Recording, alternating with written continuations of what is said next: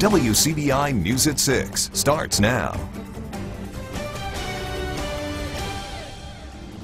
Good evening, everyone. It's been 3 days since a Macon man disappeared. Corey Woods was last seen in this area outside of his home around 1 p.m. Monday. Well, very recently, some develops have taken place that are adding to that puzzle. WCBI's Victoria Bailey spent the day with Woods' family. She's joining us now in the studio with the very latest on this case. Victoria? Joey, Andrea, while I was at the home, the family received a phone call from the Pennsylvania State Troopers saying that Corey was in their state just Wednesday night. But as I saw today, the information leaves the family with more questions. Corey Woods left his home earlier this week without contacting any friends, family, or his job. It was like stunning because my brother never did anything like this. I mean, so it was stunning to all the family, you know, and, you know, it's kind of heartbreaking because, you know, me and my brother, we got a strong bond. And for him to just leave off like that is just, you know, just mind-blowing. Eric Bryant says once he got word of his cousin's disappearance, he got to work. It started kind of messing with me a little bit, so I said, hey, I'm just going to go through my phone and see what I could do. I called my auntie and told her to give me his number. And so once she gave me his number, I went from there, you know, going through my phone, hit the tracker on the phone and started tracking down his phone.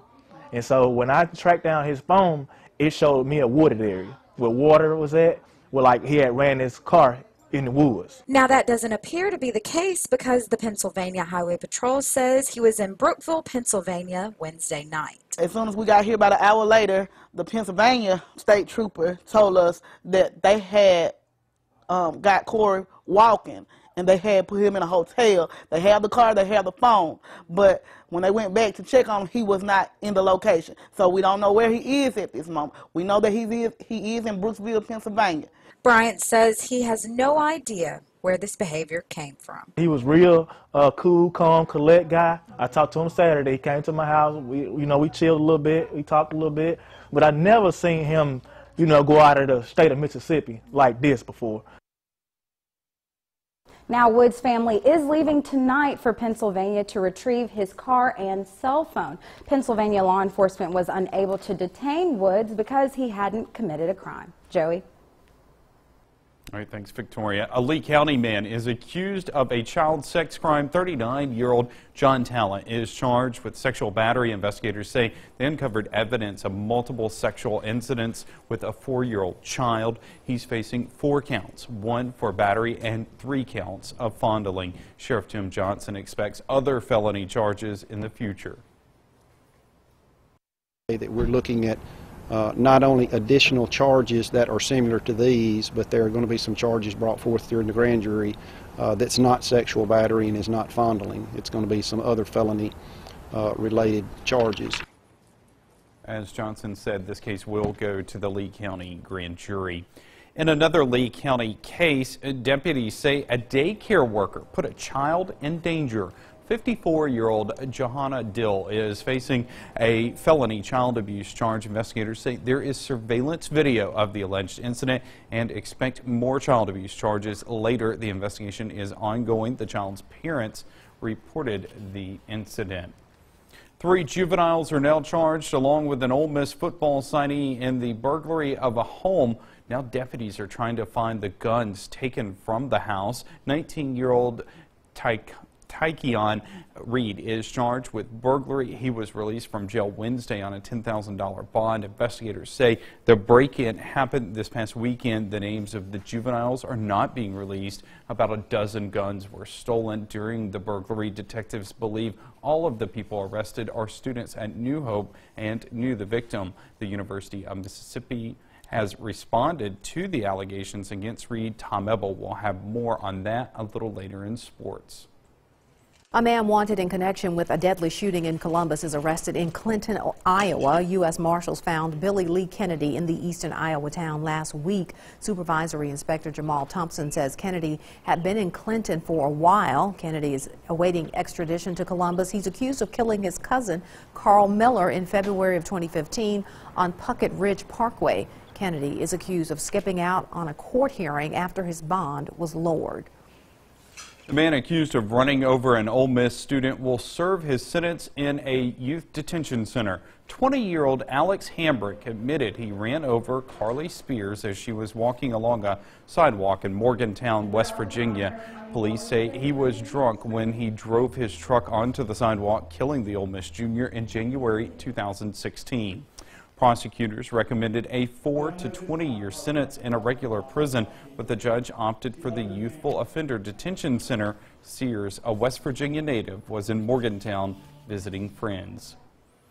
A man wanted in connection with several Winston County burglaries is arrested in East Tennessee. Jonathan Keith Stafford was taken into custody about noon today in White Pine, Tennessee. That's near Morristown. Winston County Sheriff Jason Pugh says Stafford will be charged with 4 counts of burglary and 8 counts of petty larceny. Several stolen items have been found. Pugh says other arrests are possible in the investigation. Winston County deputies are waiting on Stafford to sign extradition papers. Some tense moments in Noxubee County today after a second day of bomb threats. B.F. Liddell and Noxubee County high schools are now under close surveillance. Law enforcement say the call Wednesday was made by a middle school student who was enrolled at the alternative school. Sheriff Terry Grassery says today's threat, though, was completely unrelated. Then we had one come in this morning. Guy called in to Alabama and said he was going to blow up high school and the middle school. Okay, Alabama return called our office, and we got on it. We have that gentleman in custody this time.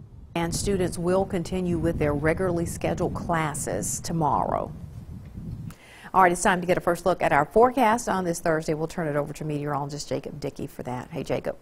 Yeah, Andre, we are treated to a show in the sky. The sun is setting. It's really beautiful outside. But now that the sun's gone down, it's also going to cool off very quickly. Temperatures are sliding into the mid-50s right now. Tupelo, we're at 54. It's also feeling quite dry out. Tonight, we'll drop down to 32. It'll be clear and cold. Could see some patchy frost. So if you've got plants outside already, you want to bring those in. Coming up, we'll talk about the weekend and some rain coming next weekend.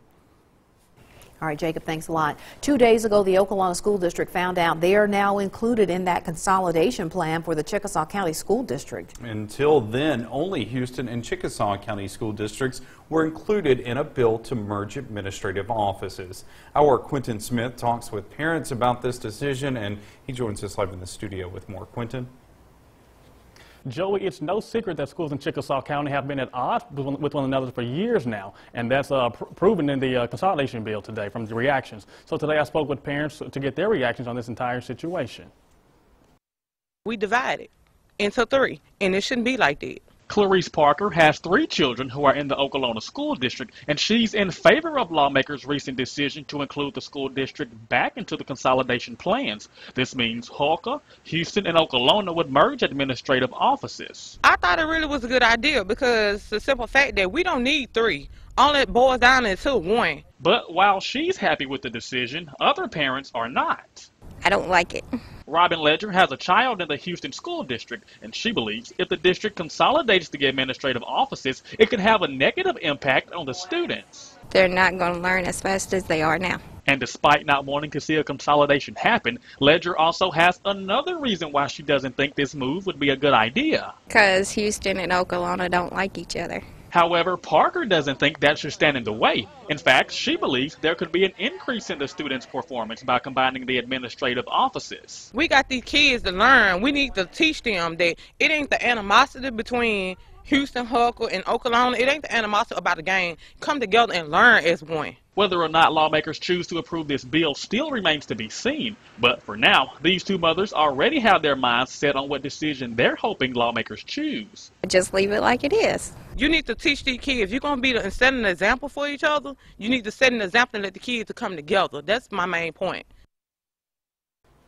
Now, if this consolidation bill passes, it'll take effect in 2020. Okolona Superintendent Dexter Green tells WCBI he wants no part of this consolidation. He says the school district has asked the Department of Justice to block the consolidation based on a desegregation order. Andrea and Joey, back to you. All right, strong opinions on both sides there. Coming up, kids were reading here, kids were reading there. It's Read Across America, and kids were reading everywhere. We check in after the break. Watching WCBI News at 6 with Andrea Self and Joey Barnes. Welcome back, everyone. The stories of Dr. Seuss came alive at the Coleman Head Start today. In honor of Dr. Seuss's birthday, the Junior Auxiliary Club hosted the Read to Succeed program at Coleman. Members of the club's provisional class read different Dr. Seuss stories to the children there today. They also dressed up, as you can see there, as the story characters, and later they helped the children create their own book nook to teach them that reading can be fun. Well, science and reading come together for a fun lesson in West Point. First and second graders at Churchill Elementary School celebrated Read Across America today for Dr. Seuss's birthday. Students from Mississippi State and West Point High conducted various activities. The younger students rotated through stations that combined literacy and science.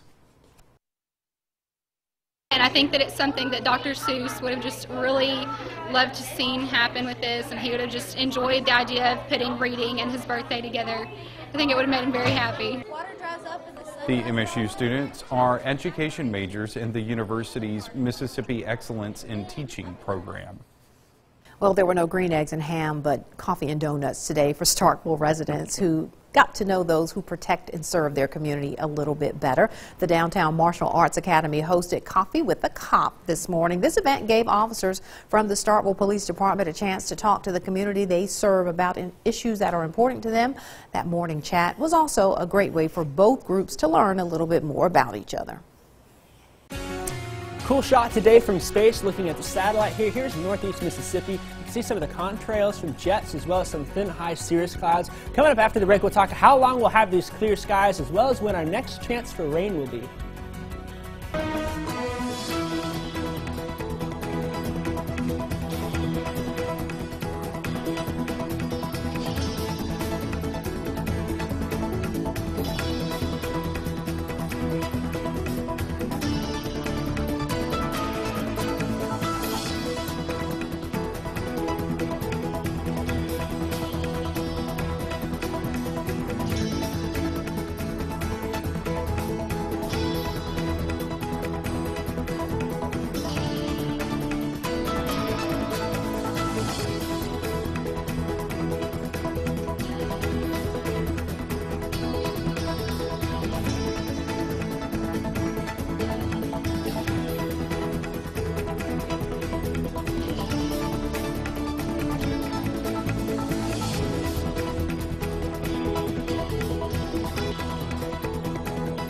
First Alert Weather Forecast with meteorologist Jacob Dickey. We had a beautiful day out today, lots of sunshine here. Here's our Tufelo Sky Cam on the Alpha Insurance Network. When that sun sets, really beautiful. That's partially because you can see kind of in here some smoke on the sky cam there. Whenever we get those air particles in the air, that can really make those beautiful bright orange sunsets, and that's exactly what we had this evening here in northeast Mississippi. We're going to go ahead and jump to the weekend planner here because it's going to be nice all the way through. 64 on Saturday, 66 on Sunday. Get outdoors and stay outdoors. This is a weekend where you want to enjoy the weather while we can, and it's just going to be absolutely nice and beautiful out. Now, even though it is beautiful out, we are still dry, and we need some rain here. Here's our drought monitor. We can still see some of the extreme drought into parts of eastern Mississippi. This is remnants of the drought that we had this fall that is stretching all across the southeast here, and comparing to California, we're doing worse off than them now. California's been getting a lot of rain, and so we don't see many of those colors showing the drought there anymore because they've been getting dumped on in places, while we here have been relatively dry for the past several months. Now we've been dry as well, and this shows the satellite and radar here, just a few high clouds. We saw those jet contrails before the break there, and we can see some of those cirrus clouds hanging on. We're going to see conditions just like that for the next couple of days. Now, the one thing you might have noticed today is the winds. Now they're calming down. Earlier this afternoon, between 10 to 15 miles an hour, still a little bit breezy to the south, but we're calming down through the evening and will stay that way overnight tonight. Temperatures right now as well, low 50s across the area, perhaps mid to upper 50s to the south, and the dew points are also quite low. Tonight we'll drop down to 32 degrees in West Point. We'll hit 33 in DeKalb and 33 in Louisville. We'll hit near that freezing mark, so we'll have to watch for a little bit of frost in places as well. Hello, Macon. Tomorrow when you wake up, 42 degrees by lunchtime, 56 degrees, all under sunny sky. 59 by 4 p.m. It'll be a beautiful day to get outside and enjoy it there. Let's take a look at Futurecast all the way through the weekend. Watch on Friday here. This is going to be Friday morning. We do get tomorrow morning a little cold to the front that comes through. That's not going to bring any precipitation nor any clouds, just another quick burst of cold air. Once we get this high pressure off to the east, then the winds start to shift out of the south and we increase the moisture as well as the temperatures through the rest of the weekend. And then we can see here to our west some clouds, perhaps some showers and thunderstorms approaching the area. Sunday should stay dry, but we'll have to watch into Monday for that. Monday then 68 degrees, 72 on Tuesday, chance of storms as well. And we then get back into the 60s on Wednesday and Thursday, Andrea. Thanks a lot. Ole Miss responds to the arrest of Tykeon Reed. An update on the three-star signee's status. That's coming up next in sports. WCBI Sports with Tom Ebel is brought to you by your local Ford dealers. Go further. An Ole Miss spokesperson tells WCBI New Hope defensive tackle and Rebels signee Tykeon Reed has been released from his national letter of intent. Reed is charged with burglary of a home where about a dozen guns were stolen. Reed has been released on bond. Thanks for joining us here on WCBI Sports. 2A boys and 4A girls tipped off their title pursuits today down in Jackson. It was an exciting day one yesterday. Day two promised to bring more to the table. Let's start with the boys. Baldwin Bearcats back in Jackson taking on Madison St. Joe's in the semis. Here early on, it's all Baldwin. DeQuantre Wells to C.J. Hurd for two. Baldwin building on their double-digit lead. More layups. This is the theme of today for Baldwin. Great passing. Calvin Harris finds Felix Hayes for two. And when he just couldn't get enough of it, it'd be more layups. Here, Hayes, he's going to drive. He's going to take it all the way to the hoop himself. Nice Euro step there. Nice floater for the bucket and the harm. All 18 third quarter points for Baldwin came at the rim. And Bearcats, they cruised as 2A semis with a 73-54 win. To the 28-1 Okolona Chieftains riding a 28-game win streak, looking to get to the semifinals. Here, adding the pressure, forcing turnovers. Cameron Smith, that's a bold pass throwing Cameron's way. He's a nice, easy, controlled finish for the bucket. Chieftains led as many as 18 in the first. Coach Arteria Clifford, he wanted more, so he got it in transition. Smith hits the corner triple. Okolona led by 15 after one. Second quarter, Chiefs go to work inside. Who else? Ladarius Spears. Look at this move from the big fella. That's a pretty post move inside for Ladarius, and he wasn't there. Wasn't done inside just yet. It's going to be Jacorius Stanfield. He's going to find the big fella inside who does the rest with the two-hand jam. Okolona dominates Bay Springs 101-54. How about that? We'll move over to the ladies' action in 4A. Ripley taking on South Pike in the quarterfinals. Rip City hot from three early on. Deja Rogan, she gets it going with the three ball. Next possession, Summer Kirkman adds a three of her own. Ripley boys, they're in the house cheering on their Lady Tigers. Everyone in Ripley trying to advance to the semis. And Tigers kept it going from there. Great post move inside from Montera Crum with the fadeaway basket for two. Ripley would pull away late, mainly behind Rogan, who did it all for the Lady Tigers. Here's step through for two. Lady Tigers, they're advancing to join the boys. They win 57-45. To 1A girls, Pine Grove taking on defending champ Boca Chitto. Pre-game prayer, great to see even in the heart of competition. Lady Panthers went to work early on. Grace passing, baseline drive, Taylor Fletcher for two. That's good. Pine Grove led early on, built on that lead. Great shot fake here. Look at this one. A defender jumps right out of their shoes, gets the basket and the foul. She can go to the stripe with that one. But head coach Katie Bates' team, they're built on defense, and they gave Boca Chitto fits. Look at that. Get out of my house. That says Haley Vick. And that was it. Pine Grove, they take down the defending champs. They win 42-35. They'll be a new champ for 1A girls basketball. And coming up tonight, Lafayette and Amory are in action tonight on the girls' side. We'll have all those highlights coming up as well. And Ole Miss and LSU in a dogfight in the SEC tournament. Winner of that game goes on to play Mississippi State tomorrow, so we'll keep a close eye on that one. All right. And, of course, I can't forget to mention South Lamar in action. State title. We'll have those highlights coming up at 10 as well. Down 4 at halftime. This is my man here for the score update. Yeah, I've been watching online. We'll be right back. WCBI sports coverage of Mississippi High School State Championships is brought to you by OCH Regional Medical Center. Advanced medicine, compassionate care.